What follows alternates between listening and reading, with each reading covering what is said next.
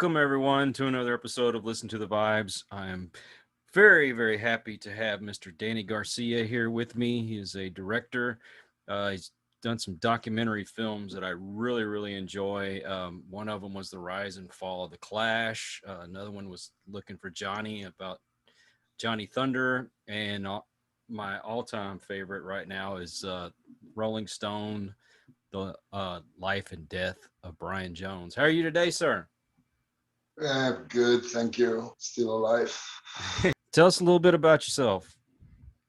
I was born in Barcelona in the 1970s, so I'm an old dude now. I've been a music aficionado, forever. Like I discovered the Stones when I was 6 years old, and I started collecting albums. I asked my father, "Can you get me a Rolling Stones album?" And he brought me Aftermath. Oh, And after that, everywhere we went, what do you want? Do you want something like a souvenir? So yeah, I want a Rolling Stones record. So that's how I started my collection when I was a little kid. And I was always into music. Then punk thing happened, and my older brothers got into it, and I discovered the Pistols and the Clash. And it's been downhill ever since. downhill. You know how it is. I hear you. So that love of music that just got you interested in doing documentaries? Yeah, well, I used to play in bands, and then I started writing in rock music magazines like when I was 19. I was doing fanzines before that. Um, so, I have this thing about music and communication, forever. And then I went abroad. I lived in London for a while, for 5 years.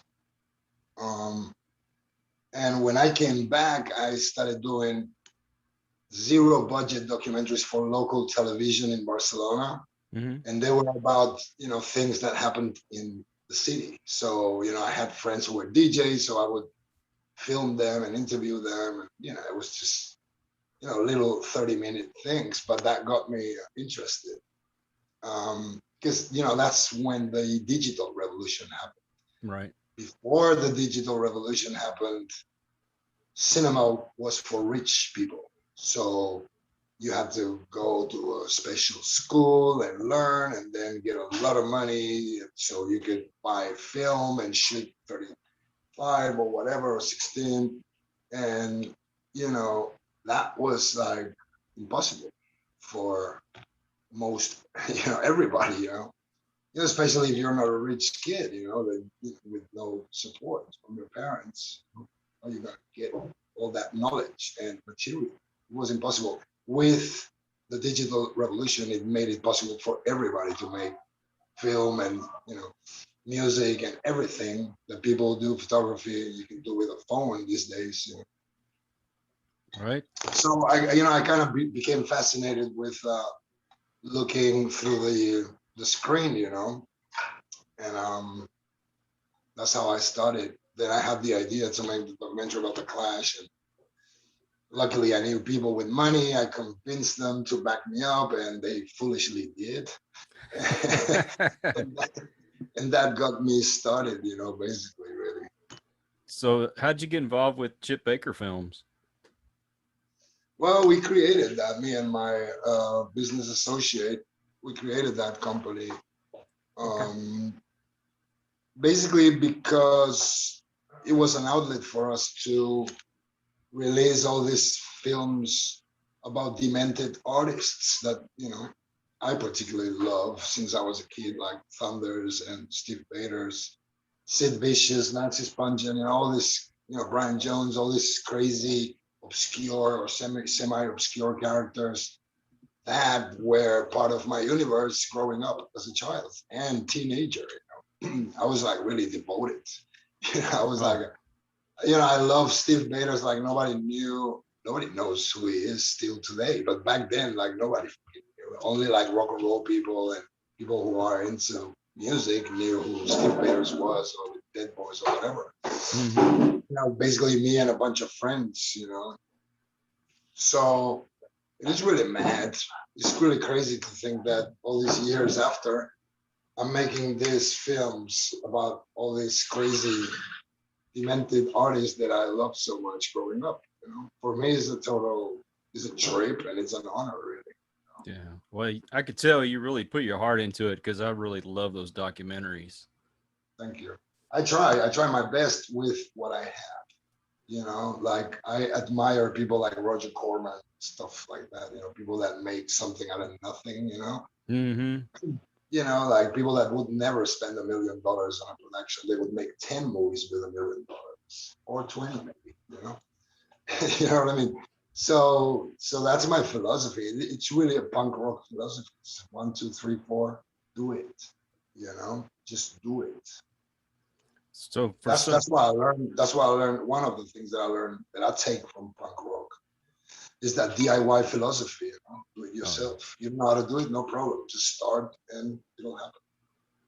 Well, for somebody like me that's really kind of just getting into this kind of thing, how do you go about like finding the people that you did for the documentary? I mean, that were actually knew these people. Um, well, I use Facebook a lot. anything, web pages, email, whatever, contacts, asking people, how do I get in touch with this person, blah, blah, blah. Um, that's how it all begun, really. But once I had the Cars documentary in the can and released, then people were taking me a little bit more seriously, so it was easier to convince people. Not really A-listers. They're really hard to convince, those Oh yeah. people. Because they got managers and what are you doing, a documentary about a junkie? Oh no, sorry, we're not interested. You know what I mean? Not everybody wants to be associated with junkies and stuff like that. So I get it. But to me, to have Walter Lure and Sylvain and Lee Childers and Jane County and all these people and Alan Vega and stuff, man, they are A-listers to me. Right. They might not be Steven Tyler and whatnot, but to me, these people are like top. Oh, I know So I'm exactly what good. you mean. I'm good, man. I'm good. And there's the thing is, I always get in touch with like 50 people when I start doing these projects, and then 25 end up appearing in the film. It's a kind of natural selection. People. Not everybody wants to be interviewed. I don't want to be interviewed. I don't like being interviewed, to be honest. It's not my favorite thing. Well, I do And there you appreciate go. you coming No, on. I mean, dude, we all need exposure. So I thank you for letting me, blab about my stuff. Well, I watched these documentaries and my love of it and the love of the music. I see somebody on there that I'm like, man, it'd be great to talk to them myself. And like you, I get on Facebook or I Google their name, get on Wikipedia, see if they have a website or some Right. way I could get a hold of them. And sometimes you get lucky. Sometimes people kind of look at you like you're stupid, but when you're doing what you're doing, I mean, I would be really interested in doing it, but once again, Thank you. you know, the people that we really idolize, maybe not on top of everybody's list right now. I mean, I've had bands on here that I've loved since I was a kid, and I've never dreamed that I'd be talking to them. And Right. okay, so maybe they're not on the top 40. To me, Sure. they'll always be number one. Exactly. But That's yes. what matters. So what about all the different like films of these folks? How do you get a hold of that? Is it like old news documentaries, or what do you Yeah, do? I mean, you have places like Getty Images and stuff. Then you have private collectors or photographers. There's a lot of people out there with loads of material. Well, not loads, but there is quite a bit of material out there, you know, to be licensed for whatever you're doing. And it's like everything, man. If you got a bit of money, you can convince anybody to do anything, or lend you, or license you, or anything. So, like, I mean, we've been really lucky, man. To be able to count on people like Bob Gruen and Alan Tannenbaum great photographers and filmmakers that like Don Letts, that we've licensed stuff from. I mean, dude, to me, really, like, I remember editing the Clash documentary and looking at Don Letts material and, thinking, wow, this is like editing a Beatles documentary, this is like, because suddenly we had like footage that, nobody had seen before. I don't know, crazy shit like that. That's a beautiful thing, you know. So the next one you should do is on Keith Moon. I would love that. I'm putting my two Yeah, cents in. well, yeah, I mean, the problem with music documentaries is the music rights. Yeah. They're very expensive, and the bigger the artist, the bigger the fee. So that's the main hurdle we have to deal with. And it's always the hardest thing, to get the money to pay for those bills. Like right now, I'm working on this documentary about Max's Kansas City, and there's a lot of music, and we had to censor ourselves because the bill just was, too high. Yeah. So we have to cut it and use alternative artists or lesser known artists instead of the big ones that everybody's heard anyway, like Blondie, Ramones, whatnot. It's a very interesting story, man, because nobody really knows what Max's Kansas City was nowadays. People know about CBGBs, hardly. The movie they didn't really help. But anyway, people know about CBGBs and they think, oh yeah, CBGB is like punk rock mecca. But really, it was Max's. Max's is where the Velvet, played, and then the Stooges and Alice Cooper, and then it became this punk rock joint. Mm-hmm. Suicide and the Heartbreakers and just everybody playing there. And the backstory is crazy, and the end of it is just insane. What happened to like the owner, what he did to fuck everything up, and he had to sell the club. And I mean, it's just outrageous. So right now I'm working on this. I have a second rough cut, and we're basically looking for an outlet and the rest of the money so we can pay for all the bills and release it. So that's the hardest part always. Yeah. So we're gonna expect it on Amazon. Well, whenever it's ready and released, yeah, that's the idea. Yeah, that's been my kind of go-to because I don't like regular TV anymore. And Yeah, when I find nobody stuff does. that I'm really, really interested in, like the music, man, that's what I gravitate to. That's all I really ever watch anymore. Yeah, I mean, it's just the way people do it nowadays. You stream whatever you want to watch and forget about the rest. Well, it's had to be kind of a dream for a lot of filmmakers to get involved with it, like Amazon, something you might not otherwise get out. Yeah, Amazon and other outlets. There's a bunch of them these days. It's called night clubbing. I cannot use the name Maxis because it's registered and the copyright holder wants me to pay for that. And I'm like, hold on a minute. Nobody knows what Maxis Kansas City was. Just to have Kansas in the title throws people, off. They're like, what are you talking about? No, Maxis Kansas City, the New York rock scene and the birth of punk. What? They don't know. You know, it's very sad because it's such a legendary place. But hopefully this film will help inform people about it. Because I mean that's where Andy Warhol hang out every night, and all Oh his wow. crew of crazies. That's why the Velvets did a live at Max's album. And then, Aerosmith were signed at Max's, Bruce Springsteen was signed at Max's, like Live Babies.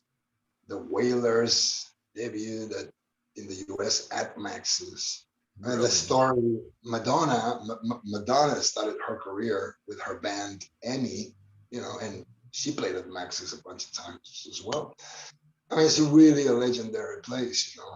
Like in the New York Dolls were a house band. then the Heartbreakers. And it's very, very interesting story. See, I could sit here and listen to those stories for hours. Mm. That's my thing, And man. the stories that these people tell in the documentary, they're fucking outrageous. They're really entertaining. You know, people like Jane County. I mean, you know, good raconteurs. You know, Well, they they tell a lot of entertaining stuff well, I mean, and very we informative as well. all we ever really hear is the stuff that's on the surface. When you get down to the nitty gritty and the blood, sweat, and tears of it all, that's what's interesting to me.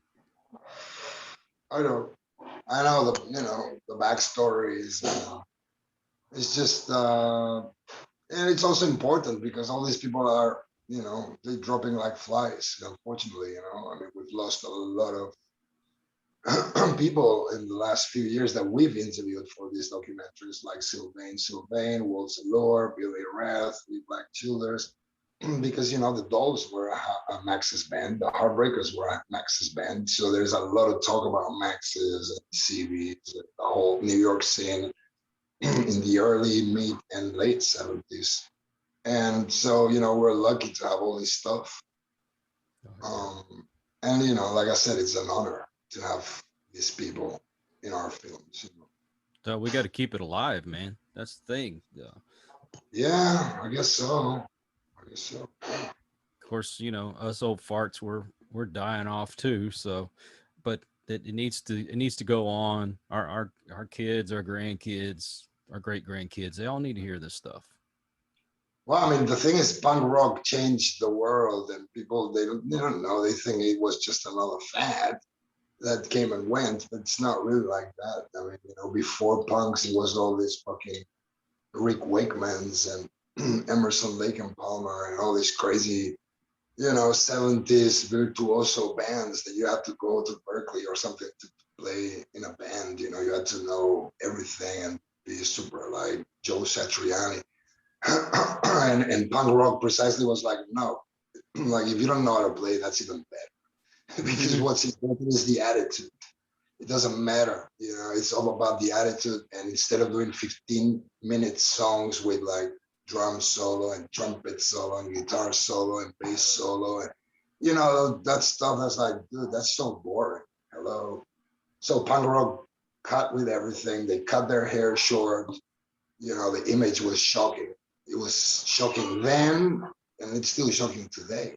Oh yeah, I mean, but if you look at Sid and Nancy, they look so modern, even today, by today's standards. Imagine it back in the 70s. Of course, people were shocked. So they did their job. It was to break with everything that had gone before, and start afresh. And that's why you had all these new waves of bands like Talking Heads and the Cramps and Blondie and Ramones, and just the list goes on and on and on. And the talent they had, it's like, well, like bands like Television. I mean, come on, man. There's no music like that no, anymore, unfortunately. yeah, So definitely not. original. Well, I don't know if you listened to the interview with Glenn Danzig, but he was saying how the culture nowadays, there's punk wouldn't make it nowadays. People are so No, sensitive. and actually Danzig and the Misfits started out at Maxis as well. Oh wow. Maxis became when the Bad Brains started playing New York, they started playing Maxis. And then there was the Stimulators and, Heart Attack and Reagan Youth and Beastie Boys that did actually one of the last shows at Maxis. So, after the punk thing and the new wave thing, Maxis became the house for hardcore before CBGBs were doing, the matinee shows. Maxis was booking all these bands at nighttime. And Glenn actually talks about Maxis and thanks Maxis for allowing them, to cut their teeth there. So that's how important that club was, and nobody knows because the club ended in 81. So then the MTV generation that just happened then, like in 82, whatever, when it started, they knew CBGBs as the house of punk, not Maxis, because Maxis was gone already. That's why it's it's kind of getting lost. It truly is. Kind of what happened with Brian Jones and people like that. They've been forgotten by history almost. So that's why it's also important to do this thing. Man, well, you hit it right on the nail right there. We got to keep this alive. It's. I know there's a lot of people that are trying to revive some of this stuff. I don't think it'll ever become mainstream again. Um, Not that it ever really was mainstream, but it was popular. I mean, I Yeah, remember all these bands from when I was in high school. But we listened to all the punk music and the heavy metal and all that stuff, and yeah. just I don't see the same feeling that it had back then. It's gone. No, man. Everything is sort of bland, and It's all uh, manufactured. just the lack of substance in music and film and art in general is pretty alarming. But then there's always cool stuff. There's always cool stuff. You just gotta look for it. Extra hard. You just gotta search for it. There's Yeah. still good movies and good stuff with substance being made and books and stuff. You just gotta find it. Well, I mean, there's bands. I mean, like Godsmack and Rob Zombie and guys like that. I mean, I enjoy that because I mean it's got something to it. But then there's a lot of stuff that comes on I just can't listen to because it sounds like it's just been manufactured by some corporation. Well, You that's know. the thing. Everything for a while now sounds overproduced, and Mm-hmm. it's like a Hollywood movie. It's all like fucking superheroes and shit. Like, who wants to watch that shit? I mean, I don't. I know people. Some people like it. I get it. I was a huge Spider-Man fan when I was 9. You know, so I get it. I get it. It's cool. I loved Star Wars when I was 7, 8, 9, 10. But some of us we grow out of those things, and I don't go to I don't watch Hollywood films. There's nothing in them. Well, everything's a Independent remake. filmmakers all over the world are making really cool stuff. So that's the thing. You just got to look for it. Amazon, whatever. Well, I've gotten into independent films. They may not have that big budget, the special effects and all that stuff, and they don't have big name actors in it, but it has a story behind it.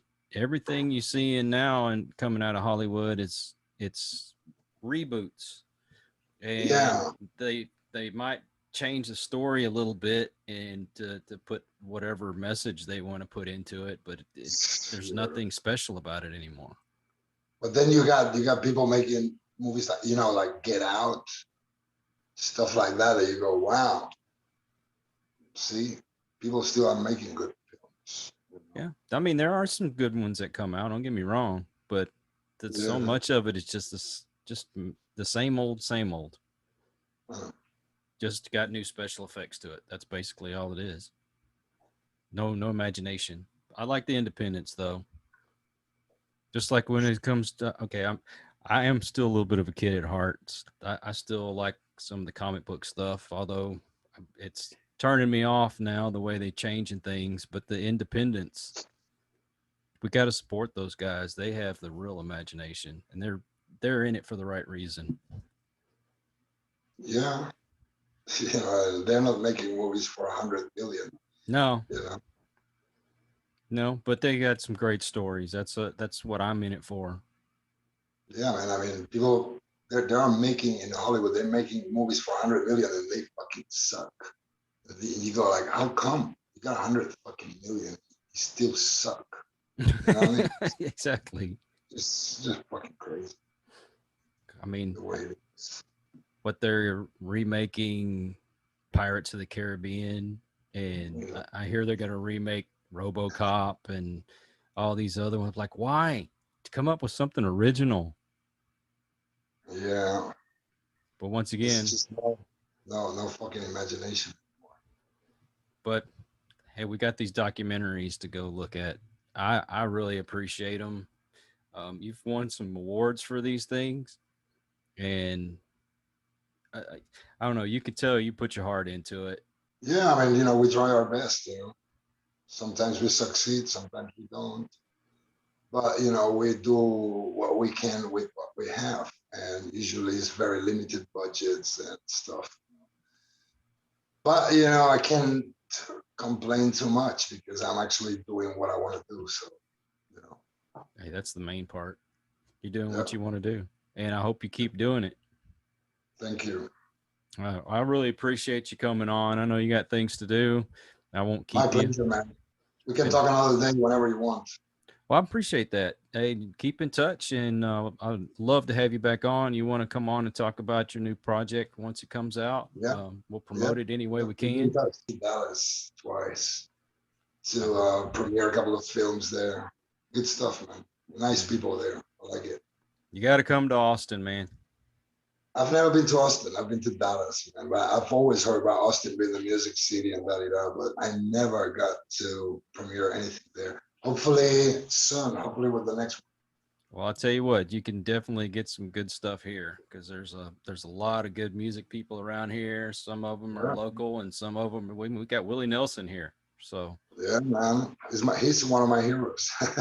Robert Plant lives here. Yeah. Well, he's not one of my heroes, but Willie, yeah, I like to smoke weed like Willie, man. Well, Anyway, I have a good one. We'll be in touch. yeah, for sure. Thank you very much, and I appreciate Peace, everybody bro. joining us. Until the next one. Thank you. Cheers. Bye-bye. Bye. Wow, another great episode. Thank you for joining us. And if you enjoyed, please leave us a comment, please subscribe, let everybody know about our channel, and please continue to support us. Catch you on the next one.